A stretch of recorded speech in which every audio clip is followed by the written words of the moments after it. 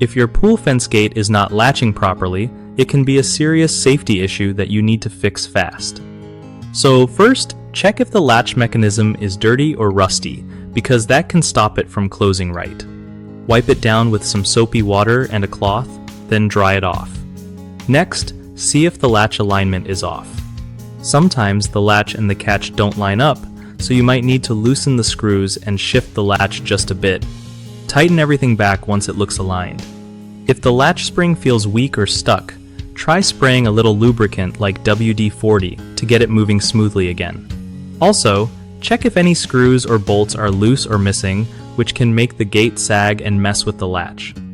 If the gate itself is warped or bent, that could be why it's not closing properly, so you might need to replace parts or get a pro to help.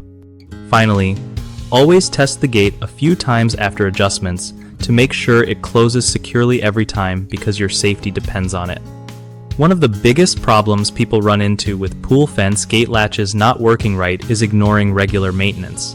If you don't keep it clean and lubricated, it just gets worse. Another common mistake is forcing the latch closed when it's misaligned.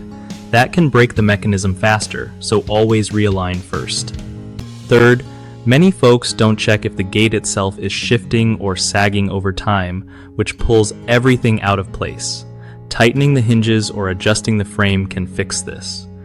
BigHomeProjects.com is a great resource that helps homeowners find trusted local contractors who know how to handle stuff like pool fence repairs safely and quickly.